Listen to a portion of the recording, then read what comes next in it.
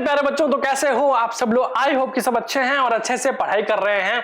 हमारी जो booster course है वो बहुत शानदार तरीके चल रहा है, जिसमें हमने 3 पार्ट कंप्लीट कर लिए थे। पहले में हमने रियल नंबर का कॉन्सेप्ट समझा, फिर दूसरे में प्राइम फैक्टराइजेशन करे, तीसरा हमारा जो बेस्ट था वो एलसीएफ, जिसमें बच्चों को प्रॉब्लम हो रही थी। अब बच्चों का सवाल है कि सर हमने एचसीएफ तो निकाल लिया, अब एलसीएम का क्या करें?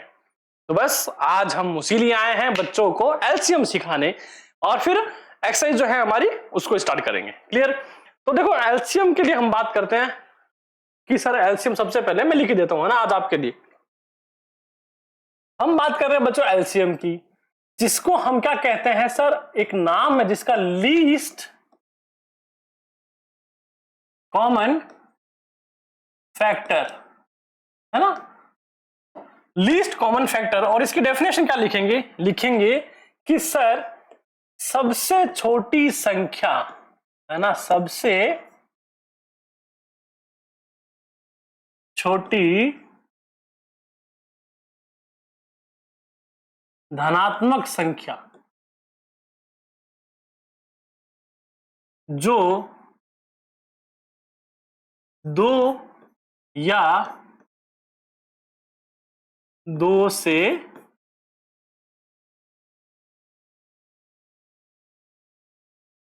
अधिक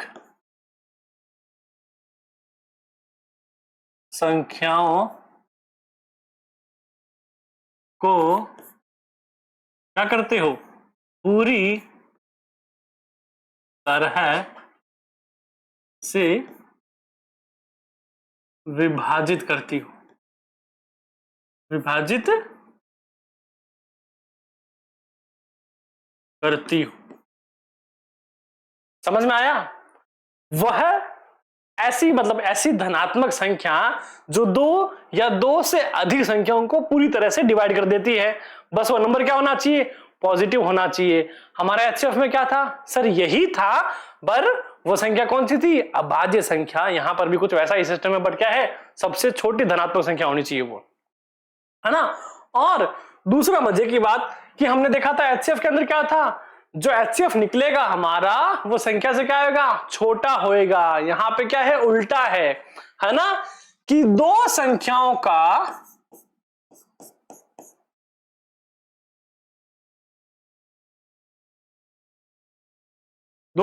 का एलसीएम जो होगा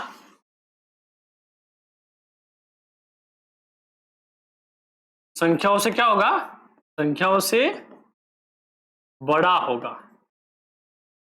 क्या होगा बच्चों? बड़ा होगा।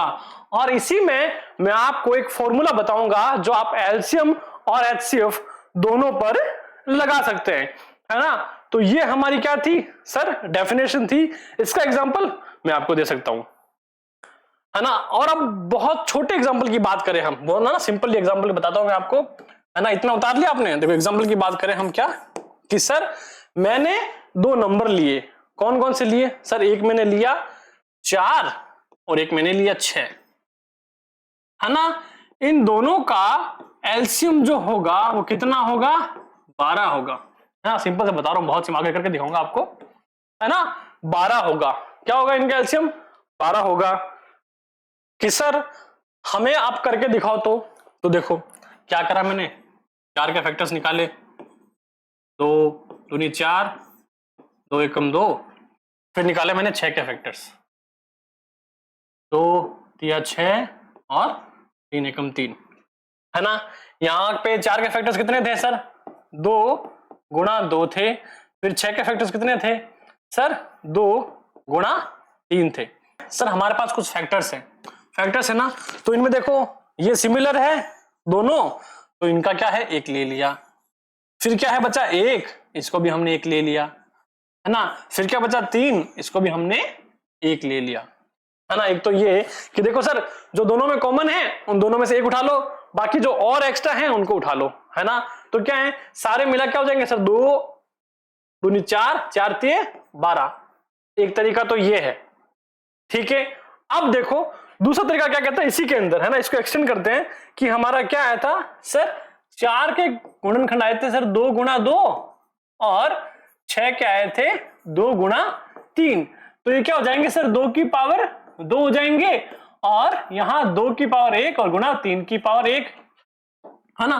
तो मैंने क्या करा, यहां पे सबसे बड़ा वाला लिया, यानी कि 2 की पावर 2 लिया, इस छोटे को रहने दो, और ये 3 की पावर 1 ले लिया मैंने। बस क्या हो गया सर, 2 गुणा 2 गुणा 3, यानी कि 2 दूनी 4, 4 3 12, क्या आ जाएगा एलसीएम, लीस्ट कॉमन फैक्टर, है ना। बट ये ट्रिक जिसको समझ में आ गई कि अगर दोनों में सिमिलर है तो बड़ा वाला उठाओ, है ना, और उसके अलावा बाकी सारे उठा लो। और इसमें क्या है कि सर कॉमन वाले को तो दोनों में से एक उठा लो और बाकी सारे एक एक उठा लो, है ना।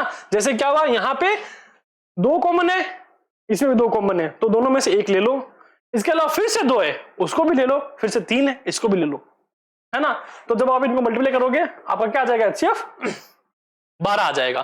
क्या आ जाएगा, 12 आ जाएगा।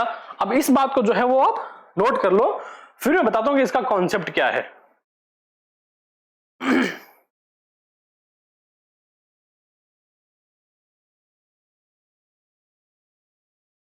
अब अगर हम इसका कॉन्सेप्ट देखें ना, तो देखो यहां तक हो गया, ठीक है। अब मैं बात करता हूं कॉन्सेप्ट की, आपने ये तो उतार लिया होगा। सिंपल सी बात है कि अगर किसी, है ना, कॉन्सेप्ट लिख देता हूं मैं इधर कि इसका कॉन्सेप्ट आखिर कैसे काम करता है। अगर किसी संख्या को किसी नेचुरल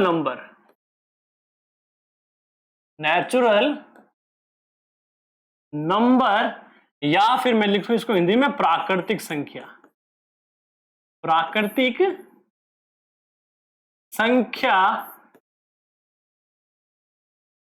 से गुणा करने पर जो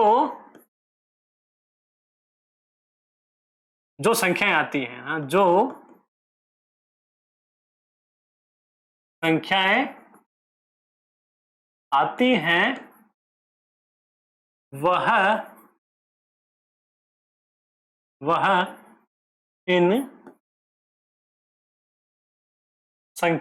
इस संख्या का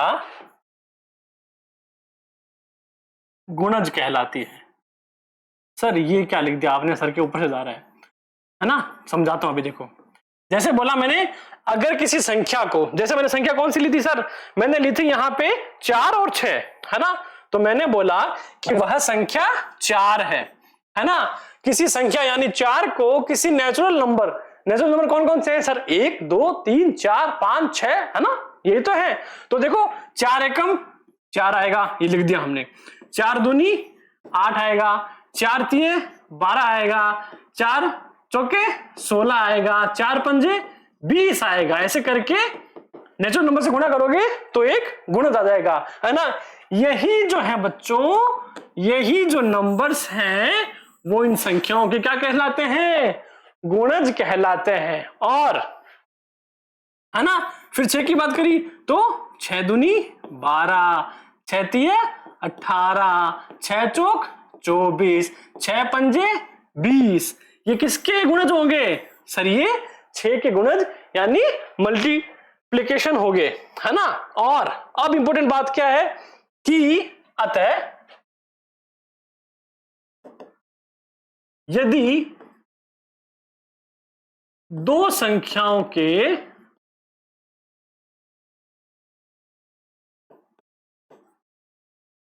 गुणज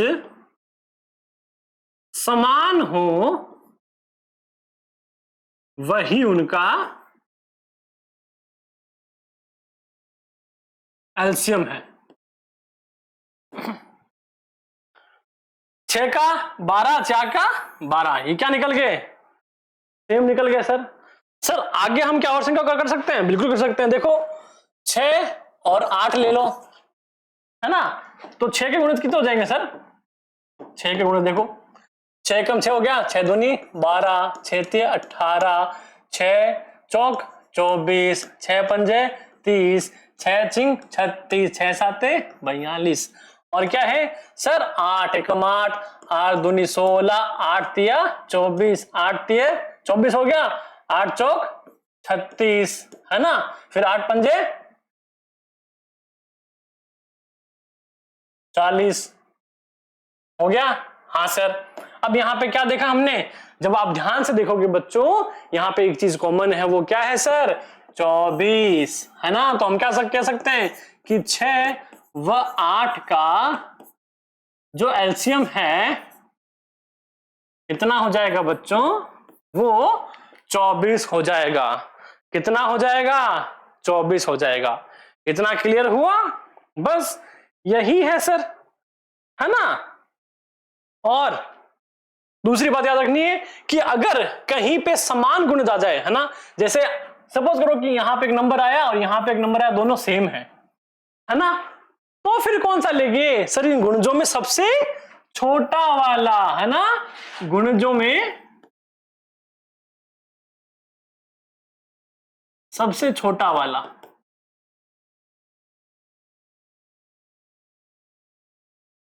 है ना। तो ये है एलसीएम का कॉन्सेप्ट। आई होप कि क्लियर है। अगर क्लियर है तो बच्चों इसी बात पे लाइक कर दो और इसको उतार लो अपनी कॉपी में,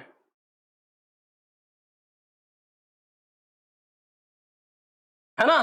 तो इसको आप या तो इस गुणज के फॉर्मूले से कर सकते हो, है ना, या फिर हमारा वो कौन सा मेथड था सर, फैक्टराइजेशन मेथड। कौन सा था, फैक्टराइजेशन मेथड, उससे भी आप कर सकते हो। इसको उतारोगे फिर मैं आपको बताऊंगा सर एक ऐसा फॉर्मूला, है ना, जो एचसीएफ और एलसीएम के बीच में रिलेशन का काम करता है और सबसे ज्यादा इंपॉर्टेंट है ना। इंपॉर्टेंट है इसलिए क्योंकि सर एग्जाम में क्या पूछ लेता है, जैसे कि हमने प्रीवियस क्वेश्चन में पूछा था, है ना, एलसीएम और एचसीएफ दोनों एक साथ निकालो, टाइम बचेगा ना, इसीलिए। अब देखो इतना उतारा, आगे चलते हैं। अब हम करते हैं कि सर एलसीएम व एचसीएफ में संबंध, है ना, एक बेसिक फॉर्मूला और कुछ नहीं है, बस क्या है, एक फॉर्मूला है। फॉर्मूला क्या है, देखो कोई नंबर है ना, कोई नंबर है ए और बी जिसका क्या है, जिसका एचसीएफ निकाला गया है ना। फिर कोई नंबर है एलसीएम का, है ना, नंबर है ए और बी, वो इन दोनों, है ना, इन दोनों नंबर के गुणनफल के बराबर होगा। और इसी करूं तो मतलब किसी संख्या का एचसीएफ किसी संख्या का एलसीएम दोनों को गुणा करने पर उन दोनों संख्याओं का क्या आता है, गुणनफल आता है। क्या आता है बच्चों, गुणनफल आता है। सिंपल सी बात करते हैं, देखो अगर मैं बात करूं कि हमें देखो 4 और 12 है ना, सॉरी क्या था, संख्या कौन सी थी, थोड़ी इसकी 4 और 6 की बात करते हैं, है ना। हमें एक नंबर पता है, कौन सा, कि सर एक नंबर दिया गया था हमें 4 और 6, है ना, उसका एलसीएम हमने निकाला, कितना आया था बच्चों, 12 आया था, है ना। और सर अब मेरे को माथापच्ची नहीं करनी कि मैं एचसीएफ फिर से निकालूं, क्या करूंगा मैं, फट से फॉर्मूला लगाऊंगा, है ना। देखो क्या है, एचसीएफ हमें निकालना है ना, एचसीएफ हमें निकालना है, एलसीएम हमारे पास है, कितना निकाला था सर, 12 निकाला था। नंबर क्या था सर, पहला था 4 और दूसरा था 6। तो देखो एचसीएफ बराबर क्या हो जाएगा, 4 गुणा 6 बट्टा 12, क्या आ जाएगा कि सर 6 चौके 24 बट्टा 12, 12 एकम 12, 12 दूनी 24। एचसीएफ क्या आएगा बच्चों, 2 आ जाएगा। अब सर हमें एचसीएफ नहीं पता, सॉरी एचसीएफ पता है, एलसीएम नहीं पता, है ना। एचसीएफ कितना है, 2 है ना। पहला नंबर क्या है सर 4, दूसरा नंबर है 6। अब इसका एलसीएम निकालो, है ना, भूल जाओ कि हमें एलसीएम पता है। फॉर्मूला क्या था कि सर एचसीएफ गुणा एलसीएम बराबर क्या है, ए गुणा बी। एचसीएफ क्या है सर निकाला था अभी, 2 आया था, एलसीएम हमें नहीं पता और संख्या थी 6 गुना 4, इतना था। तो देखो एलसीएम को यहां रखो, 4 गुना 6 24 बट्टा 2, 2 एकम 2, 2 एकम 2, 2 दूनी 4, एलसीएम क्या आ गया 12। 6 में अब सपोज करो कि सर हमें एलसीएम पता है, एचसीएफ भी पता है, पर हमें ए नहीं पता, है ना। तो देखो यहां पे कोई संख्या है जिनका एचसीएफ है 2, एलसीएम है 12 और एक संख्या हमें दे रखी है 4, तो बी ज्ञात करो। क्या करेंगे सर, फॉर्मूला है हमारे पास एचसीएफ गुणा एलसीएम बराबर ए गुणा बी।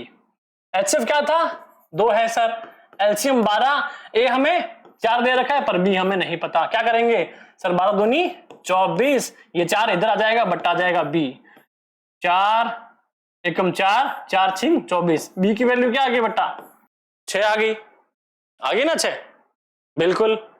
और यही हमें क्या नहीं पता हो सर, हमें आगे देखता हूं मैं, हमें ए की वैल्यू नहीं पता, हमें एलसीएम पता है कितना है 12, एचसीएफ कितना है 2, ए कितना है नहीं पता, बी हमें पता है 6। तो देखो फॉर्मूला क्या था सर, एलसीएम गुणा एचसीएफ बराबर ए इंटू 6, है ना। 12 दूनी 24 बट्टा 6 ए, 6 कम 6, 6 चौके 24, क्या आएगा 4 ए की वैल्यू। उतार लो ये, है ना, पहले तो ये वाला उतार लो,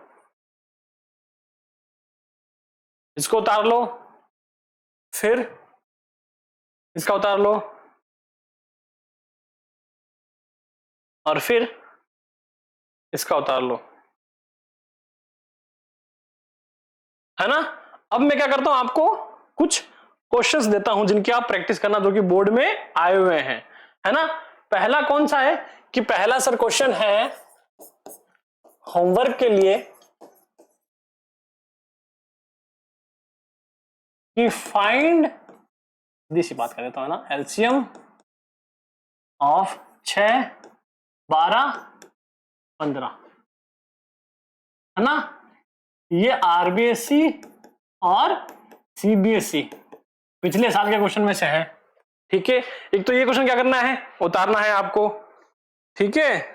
फिर अगला क्वेश्चन क्या कह रहा है कि सर 72 एंड 120 का हमें एलसीएम एंड एचसीएफ निकालना है और वेरीफाई करना है। क्या वेरीफाई करना है कि एचसीएफ गुणा एलसीएम बराबर इन दोनों product of A and B, मतलब सीधा लिख देता हूं ना, ए गुणा बी, है ना। इसको वेरीफाई करना है इस एग्जांपल के साथ, है ना।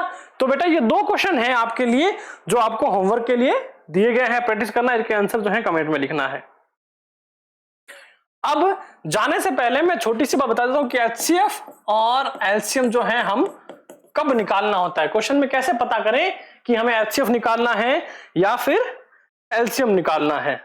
पहला देखो, हमें, है ना, कि जब हमारे पास 2 या 2 से ज्यादा नंबर हो और हमें उनको क्या करना है, इक्वल डिवाइड करना है ना, इक्वल डिवाइड करना है, बट मैक्सिमम जो पार्ट है वो हमें चाहिए, है ना, कि हमें उसका मैक्सिमम डिवाइड हमारे पास, मतलब मैक्सिमम डिवाइड करना है।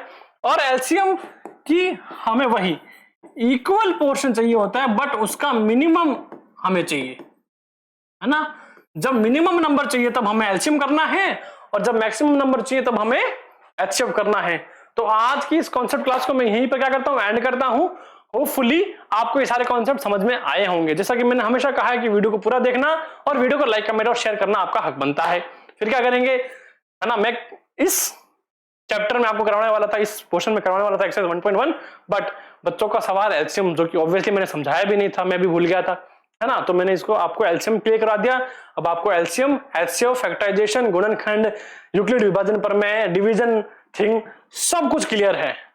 अब आप क्वेश्चन करोगे ना तो समझ में आएगा। अब है एक बात समझने वाली, क्या अपरिमेय संख्याओं को सिद्ध करना, तो वो क्वेश्चन के साथ ही समझ लेंगे हम। फिर मिलते हैं अगले वीडियो में, तब तक के लिए जय हिंद। डू सब्सक्राइब जरूर करा।